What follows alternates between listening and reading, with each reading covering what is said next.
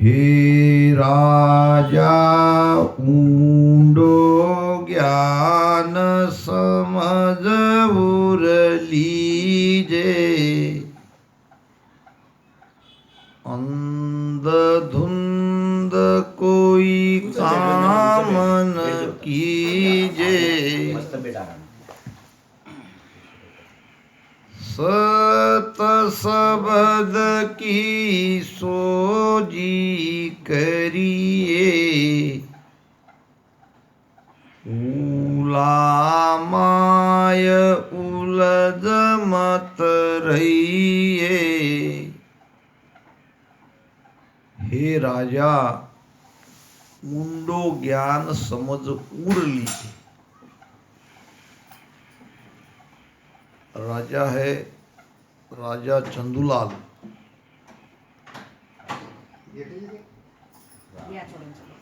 और महाराज राजा चंदूलाल को समझा रहे हैं।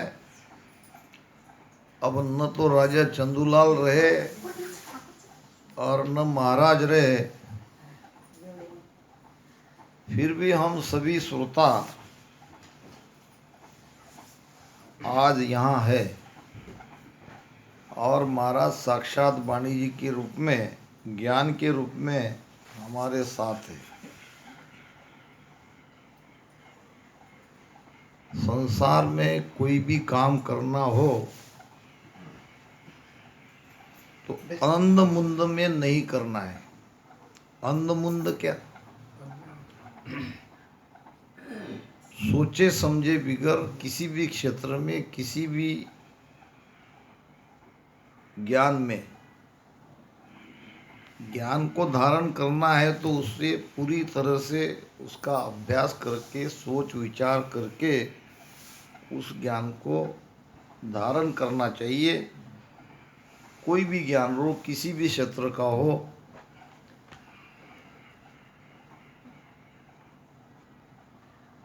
जैसे कि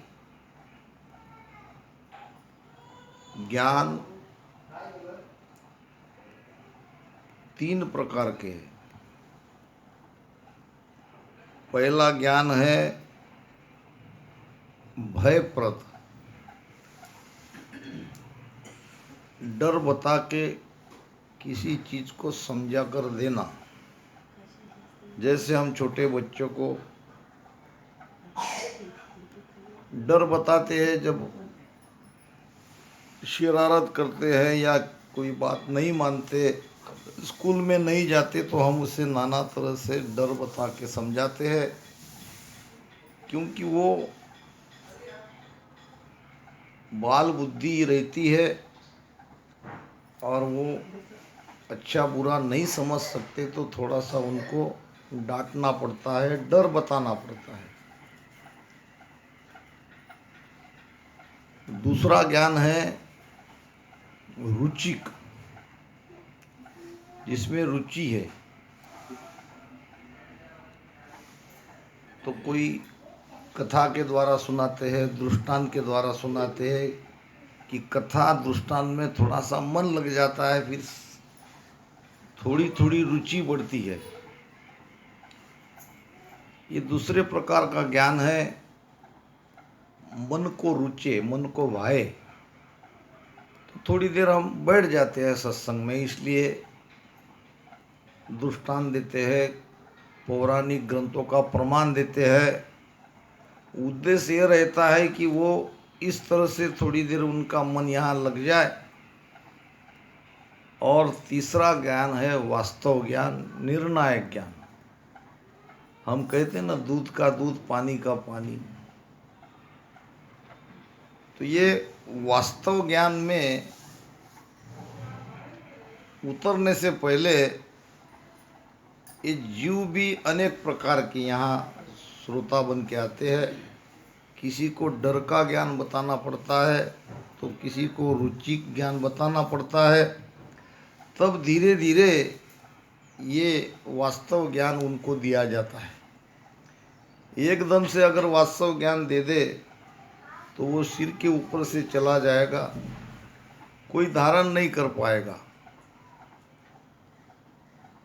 यही राजा चंदूलाल को महाराज समझा रहे आज 300 साल पहले लगभग, और आज भी ये बात जो कि त्यों है। हम सभी श्रोता राजा चंदूलाल के जैसे है, और हमें भी संसार में जैसे जैसे हम बड़े होते हैं तो ज्ञान हमको मिलता ही रहता है, ज्ञान धारण करते, हर क्षेत्र का ज्ञान ही ज्ञान है। तो किसी भी क्षेत्र में जाओ, उसको पूरी तरह से जिस क्षेत्र में जाना है उस क्षेत्र का गहराई से ज्ञान आत्मसात करो, पढ़ो, समझो, उसका लाभ नुकसान क्या है इस पर सोचो और फिर धारण करो। तो ज्ञान से बढ़िया गुरु संसार में दूसरा कोई नहीं,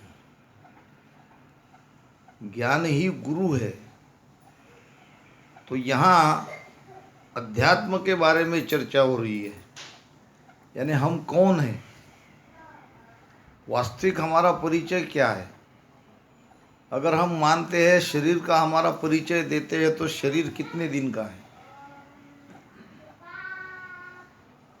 तो ये जो भ्रम है, ये संतवाणी महापुरुषों का ज्ञान हमारे भ्रम को तोड़ते हैं और हमें वास्तविक ज्ञान देते हैं कि आप शरीर नहीं हो।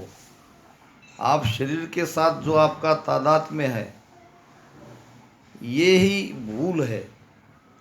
आप शरीर से अलग हो, आप परमात्मा के अंश हो, आपकी मृत्यु नहीं है, आप सुख दुख से परे हो। तो ये कैसे, ये केवल कहने की बातें हैं कि इसको हम समझ भी सकते हैं।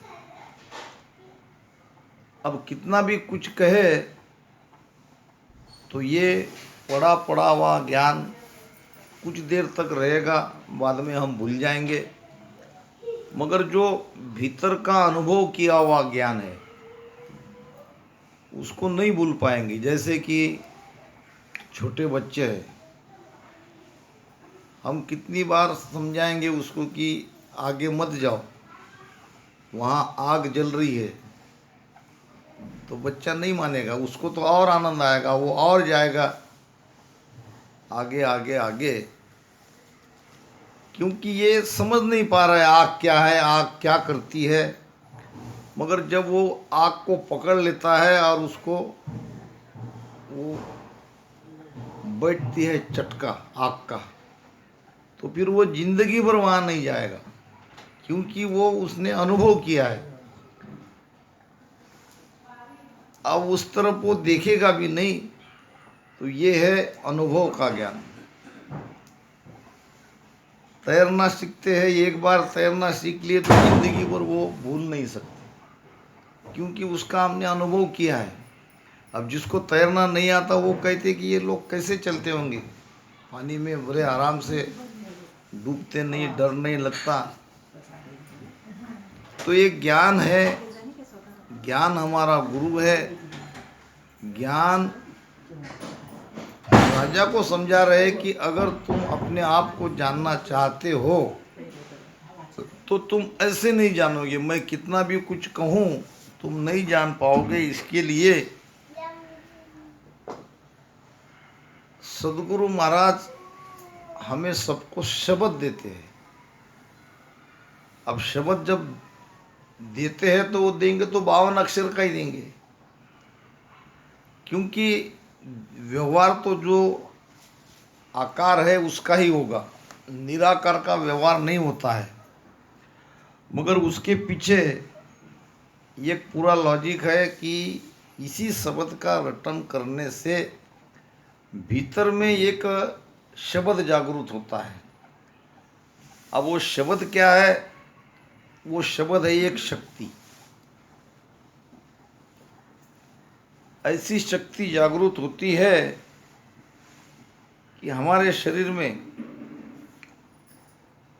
वैज्ञानिक कहते हैं कि हम अपनी पूरी शक्ति का उपयोग नहीं कर पाते, सीमित मात्रा में ही हम उसका लाभ ले सकते हैं, क्योंकि हमने पूरी हमारी शक्ति को जाना नहीं। हर एक मनुष्य के अंदर परमात्मा की पूरी शक्ति है, यानी परमात्मा होने की पूरी संभावना उनके अंदर है, मगर हमने अपने आप को जाना नहीं। अपने आप को जानने का विज्ञान को ही अध्यात्म कहते हैं। तो अपने आप को जानने का उपाय है भीतर में वो शब्द की जागृति करना। अब ये शब्द की जागृति कैसे होती है, इस पे तो सारी वाणी हमारी वो आधारी शब्द का है, जिसको न्यायंचर कहा है। ये सांसों सांस में जो हम राम राम भजन करते हैं वो उसी के लिए करते हैं। तो और भी संसार में ये शब्द जगाने के उपाय है और हो सकते हैं, मगर हमें जो भेद बताया है इससे बड़ी आसानी से इस सत्शब्द को हम जगा सकते हैं। तो महाराज कह रहे कि राजा, तुमको अगर आनंद में जीना है, आनंद में रहना है, वास्तविक सच्चे आनंद को प्राप्त करना है, तो आप ज्ञान की गहराई में उतरो। ज्ञान को हृदय के तल तक समझो। हमारे तीन प्रकार के तल है ज्ञान के। एक बौद्धिक तल, बुद्धि से समझना, और एक मन से समझना, और एक हृदय से समझना। कोई चीज़ अगर हम हृदय से समझते हैं, हृदय में उतार लेते हैं, तो वो डिलेट नहीं होती, यानी वो हटती नहीं। कहानी आती है, ये कोई मूर्तिकार था और उसने एक धातु की समान मूर्ति तीन प्रकार की बनाई, और लेने वाले ग्राहक आते थे, कीमत पूछते थे। तो जब कीमत सुनते थे तो उनको आश्चर्य होता था कि तीनों मूर्तियां एक ही धातु की है और हुबेहूब समान है, फिर तुम इनकी कीमत अलग अलग क्यों बताते हो? वो मूर्तिकार कहता था एक मूर्ति 10 रुपये की है, एक मूर्ति 100 रुपये की है, तो एक मूर्ति 1000 रुपये की है। लोग आते, देखते, चले जाते। जब लेना ही नहीं है तो क्या पूछना, पूछने के लिए पूछ दिया। ये कोई होशियार ग्राहक था, जब उसने देखा कि समान दिखने वाली मूर्ति की कीमत ये तीन प्रकार की बता रहे हैं, तो इनकी विशेषता पूछनी चाहिए। तो उसने कहा कि भाई खरीदेंगे तो हम बाद में, पहले हमें ये बताओ, ऊपर ऊपर दिखने से तो ये तीनों मूर्तियां समान दिख रही है, लगभग लगभग तीनों की कीमत भी समान होनी चाहिए, एक होनी चाहिए, मगर तुम 10 रुपये बता रहे हो, 100 बता रहे हो, 1000 बता रहे हो, क्या कारण है? मूर्तिकार ने कहा कि तुम पहले ग्राहक हो जो पूछ रहे हो कारण, तो मैं तुमको बताता हूँ। तो उसने एक छोटी सी लकड़ी ली माचिस की, और पहली मूर्ति के कान में डाली। अब कान में डाली तो वो इधर से वापस निकल गई, ये कान में डाली तो ये कान से, तो ये मूर्ति है 10 रुपये की। दूसरी मूर्ति के कान में डाली तो वो मुख से बाहर निकल गई, ये मूर्ति है 100 रुपये की। और तीसरी मूर्ति जो थी, कान में डालने के बाद वो लकड़ी सीधी अंदर चली गई, ये है 1000 रुपये की। अब मूर्तिकार को पूछा, ये तो मैं समझ गया, देख भी लिया, आपने जो दिखाना चाहा, मगर अब इसकी कीमत से क्या इसका समानता है ये बताओ। तो मनुष्य भी ऐसे तीन मूर्ति के जैसे है। ज्ञान तो सभी सुनते हैं, कोई ये कान से सुनते हैं, ये कान से छोड़ देते हैं, हम कहते हैं ना। यहाँ भी सत्संग में कई जगह आते हैं तो सभी सरीके नहीं रहते। कोई अपनी घर की चिंता के कारण आते हैं, तो कोई चलो सुनना है, अभी खालीपना है तो चलो, अब कोई लेने के लिए आते हैं। तो इसीलिए भगवान गौतम बुद्ध को किसी ने पूछा कि आप तो सबको समान ज्ञान देते हो, फिर क्या कारण है कि इसमें से कुछ ही आपको समझ पाते हैं और उसमें कुछ ही धारण कर पाते हैं। भगवान गौतम बुद्ध ने कहा, मनुष्य भी घड़े के समान है। जैसे कि बारिश आती है तो कोई घड़ा औंधा रहता है, उल्टा, मुख नीचे, कोई रहता है टेढ़ा, और कोई रहता है सीधा मगर उसको रहता है छेद, और कोई रहता है बिल्कुल सीधा। अब जब बारिश होती है तो जो औंधा है, उल्टा है, उसके ऊपर से पानी निकल जाता है। जो टेढ़ा है उसको कम मात्रा में वहाँ पानी ठहरता है, और जिसको छेद है वो पानी से भर भी जाता है मगर खाली हो जाता है। फिर पानी ठहरता किसमें, तो जो बिल्कुल खड़ा है। तो इसी प्रकार मनुष्य भी अनेक प्रकार के उनके स्वभाव है, कर्म भी सबके अलग अलग है, और बुद्धिमत्ता भी सबकी कम ज़्यादा है। तो फिर मूर्तिकार ने कहा कि इस कान से सुन के इस कान से छोड़ देने वाले की कीमत इस मूर्ति के जैसी है, मामूली उसकी कीमत है, वो जीवन में प्रगति नहीं करेगा। और दूसरी मूर्ति जो 100 रुपये की है कि वो यहाँ से लकड़ी डालने के बाद मुख से निकल गई, यानी उसने सुन लिया और लोगों को बोल दिया, धारण कुछ नहीं किया, अच्छी अच्छी बातें पकड़ के डाल दे, लोगों को कह दिया। इतना तो उसने किया कि भाई थोड़ी देर के लिए तो उसको ज्ञान को पकड़ा और दूसरे को कह दिया। तो ये है 100 रुपये के जैसा। और तीसरा है 1000 रुपये वाला, जो सुनता है और अपने हृदय में धारण करता है, जीवन में उसका लाभ लेता है, ये है कीमतवान। तो हमको कीमतवान बनना है। अध्यात्म में अगर हम आए, किसी भी क्षेत्र में हम अगर है, तो ज्ञान को गहराई से समझना चाहिए। यहाँ महाराज कह रहे हैं कि शब्द के बगैर काम नहीं चलेगा। ध्यान सुमिरन करना है, अपने आप को पहचानना है, तो आपको पास शब्द चाहिए, और वो शब्द आपको जगाने के लिए प्रयास करना पड़ेगा। उसके लिए क्या क्या बताते हैं वो सब करना पड़ेगा। सत्य शब्द की सोजी करिए, यानी उसकी खोज करो।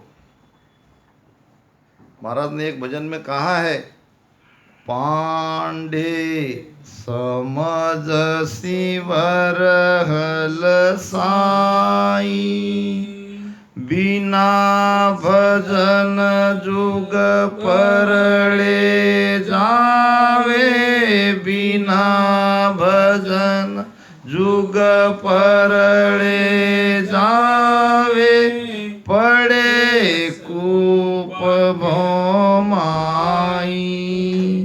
निराकार निरधार शब्द को खोजो आतन माई। पंडितों को कहा है, विद्वानों को कहा है कि आप समझो, सोचो, समझ सिवर हलसाई, सुमिरन करो, स्मरण करो, याद करो, आप कौन थे, कहाँ से आए, हम भूल चुके हैं। अब यहाँ अगर किसी को पूछा कि 8 दिन पहले आपने क्या भोजन किया था इस समय, तो जोर देना पड़ेगा, और जोर दे के भी याद नहीं आएगा, क्योंकि भूलना हमारा स्वाभाविक स्वभाव है, जल्दी भूल जाते हैं। तो हम कौन थे, कहाँ से आए, क्यों आए, ये हमको कैसे याद रह सकता है जब अभी की बात हम भूल जाते हैं। तो वो नहीं याद कर सकते। इसके लिए विस्मरण हुआ है तो संत कहते कि आप स्मरण करो। आप पूरी तरह से भूल गए हो अपने आप को, जैसा कि प्रमाण आता है महाराज की वाणी में कि एक हाथी का बच्चा था। बहुत बार आपने दृष्टांत सुना।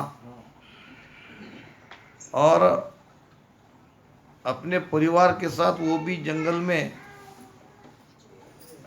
घूम रहा था। अब जंगल में वो भोजन करते करते, ये छोटा सा बच्चा था, अबोध बच्चा था, अपने परिवार से बिछड़ गया। जब देखा तो कोई दिख नहीं रहा है, न माँ दिख रही है, न परिवार के दूसरे लोग दिख रहे हैं। तो बहुत ढूंढा उसने, बहुत ढूंढा, कोई दिखे ही नहीं। वो सब आगे निकल गए। अब वो भी ढूंढ रहे होंगे इसे, तो वो बिछड़ गया। पास में ही कुछ गधे वहाँ घास खा रहे थे। अब ये बच्चा तो अबोध था, इसको लगा कि मेरे परिवार जैसे ही दिख रहे हैं, उतनी समझ नहीं थी। तो वो जाके उस गधों के झुंड में चला गया। अब जब गधे शाम को घर पे आए तो गधे का मालिक ने देखा कि एक हाथी का बच्चा भी इसमें है। तो चलो ठीक है, इसको पाल पाल लेते हैं गधों के साथ में। फिर वो गधों के साथ रहने लगा और धीरे धीरे धीरे धीरे गधों के स्वभाव उनके अंदर भी आने लगे। वो अपने आप को पूरी तरह से भूल चुका था कि वो हाथी है, वो शक्तिशाली है, उसके अंदर गजब की शक्ति है, सबसे ताकतवर हाथी रहता है। तो धीरे धीरे वो स्मृति हो गई और ये गधापने की स्मृति उसके अंदर में बढ़ती गई। फिर धीरे धीरे वो समझ चुका था कि मैं भी इनके जैसा ही हूँ और यही हूँ। तो वो अपने आप को गधा समझने लगा और गधे के जैसा ही रहने लगा। खान पान सब सब सब गधे के जैसा।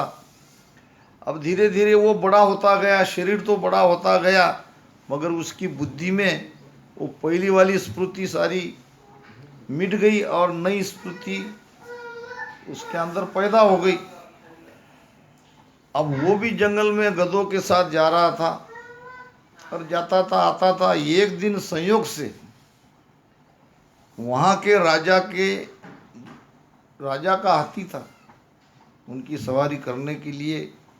वो हाथी भी संयोग से उस दिन आया था जंगल में।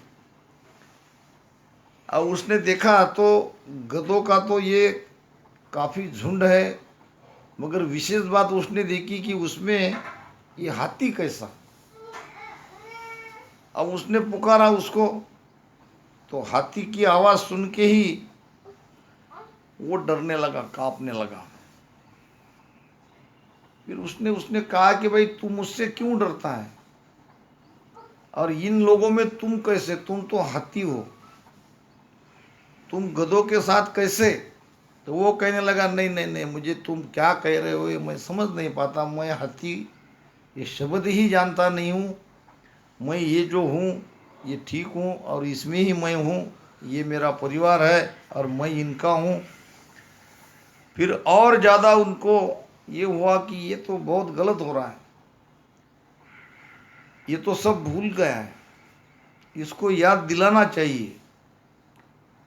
फिर उसको ज़बरदस्ती से पकड़ के लाया और वो पीछे पीछे भाग रहा था, मगर ये ताकतवर था राजा का हाथी। पानी के पास ले गया, वहाँ तालाब था, और उसको कहा देख भाई मैं तुझे समझा रहा हूँ कि तुम वो नहीं हो जो तुम समझ रहे हो, तुम हाथी हो। फिर कहने लगा कि भाई मैं ये हाथी शब्द ही आज समझ रहा हूँ और तुम मुझे बार बार हाथी क्यों कहते हो, मैं हाथी नहीं हूँ। हाथी क्या है ये पहले तुम समझो। तो फिर उसने पानी में बताया, तुम्हारे और मेरे शरीर को देखो, ठीक है तुम अपने आप को हाथी नहीं मान रहे हो तो मत मानो, मगर हम दोनों में समानता देखो।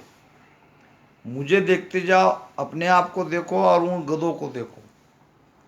क्या उन गधों के जैसे हम दोनों दिख रहे हैं? तुम उन गधे के जैसे हो कि तुम मेरे जैसे हो? अब थोड़ा थोड़ा वो समझने लगा, समझ रहा था कि बात तो आप सही कह रहे हो। मैं तो अभी तक जो समझ रहा था वो तो मैं हूं नहीं। आपने मेरी आंखें खोल दी, अब मैं समझ गया कि मैं हाथी हूं। मगर अब मैं करूं क्या? मेरे अंदर तो वो, मैं सारी अपनी वो हिम्मत खो चुका हूं। उसने कहा तुम्हारी ताकत कहीं गई नहीं है, केवल तुमको पता नहीं है तुम कितने ताकतवर हो। मैं तुमको उपाय बताता हूँ, वैसा उपाय करो और तुम ये बंधन से मुक्त हो जाओगे। ये जो गधापना तुमने आपने आप को समझ के रखा है, ये अज्ञान है, ये अज्ञान भी तुम्हारा दूर हो जाएगा और तुम दोबारा फिर से शक्तिशाली हाथी मेरे जैसा बनोगे। तो फिर उनको उपाय बताया। पटक्या गदा कुंभारस मार्या, जब गजराज आपो संभार्या। कुंभार उनका मालिक था। शाम को घर जाते ही उन्होंने बता दिया क्या करना है। बताया ये कि तुम जाके गधे को पटको, तुम ताकतवर हो, तुम्हारी ताकत बताओ। और जब मालिक आएगा तो, मालिक था कुंभार, तो मालिक को भी पटक दो। अब जैसा बताया वैसा ये हाथी करने लगा। इस गधे को उठा के पटक रहा था, उसको पटक रहा था। और ये सुन के मालिक भागा भागा आया तो मालिक को भी पकड़ के फेंक दिया। मालिक डरने लगा, ये हाथी, मालिक को तो पता था ये हाथी था। अब उसको समझ में आया कि ये पगला गया, अब इसको रखना खतरनाक है, और तुरंत उसको मुक्त कर दिया। अब ये तो दृष्टांत हो गया। हमारा भी हाल उस हाथी के बच्चे जैसा है। हम भी अपने आप को पूरी तरह से भूल रहे हो। हम भी सब इंसान के जैसे अपने आप को, ये शरीर की ही हमारा परिचय हम दे रहे हैं। बस हमको ये लग रहा है कि ये 80 90 100 साल की जिंदगी सच्ची है, आगे कुछ नहीं है। वास्तव में हम कभी मरते ही नहीं है। फिर ये शरीर से हम निकल लेते। मृत्यु किसको कहती है? शरीर और आत्मा का संबंध विच्छेद हो जाना, ये मृत्यु। एक शरीर का संबंध टूट गया तो दूसरा शरीर तो उसको मिलेगा। तो तब क्या करेंगे? तब तो हमें पछताना पड़ेगा। इसके लिए ज्ञान को समझना है, क्यों भक्ति करनी है इसको समझना है। राजा को महाराज यही समझा रहे हैं कि तुम राजा भी हो तो कहाँ तक हो। आज तुम सुखी हो, सब कुछ तुम्हारे पास ठीक है, मगर तुम राजा कहाँ तक? जब तक शरीर है तब तक, उसके बाद तो तुमको दुख में जाना पड़ेगा। तो इसके लिए तुम, मैं जो कह रहा हूँ उस ज्ञान को सुनो, ज्ञान की गहराई को समझो, और बिना शब्द जगे तुम अपने आप को पहचान नहीं सकते। कितना भी मैं कुछ कहूँ फिर भी तुम समझोगे तब कि जब तुम्हारे अंदर ये शब्द जगेगा। तो सत शब्द की खोजी करिए, उला माए उलझ मत रहिए। सत शब्द के अलावा बाकी सारे जो ज्ञान हैं ये उली तरफ के है, ये माया के है। ये तीन लोक में रखने के लिए है। उस ज्ञान में उलझो मत। पांडे समझ सिमर हलसाई, निराकार निर्धार शब्द को खोजो या तन्मय। उस तन में है, शरीर में है, उसको खोजो। खोजने का मतलब क्या है? मन के जो विचार है, विचारों को, चक्र को थमाओ। मन को एकदम से हम थमा नहीं सकते, रुका नहीं सकते, तो धीरे धीरे उसको सांस और उसास में देखते रहो कि सांस उसास पे ही मन रुकेगा और कोई दूसरा उपाय नहीं है। मन कहीं भी एक जगह नहीं टिकता। सांस उसास में जब उसको आप लगाओगे तो फिर धीरे धीरे धीरे उसके विचार के चक्र थम जाएंगे। फिर आपको भीतर की ध्वनियाँ या वाइब्रेशन या शरीर में जो हमारी ये सारी रोमावली है, इस सब में वो शब्द की ध्वनि की अनुभूति होती है। वो तब समझ में आएगा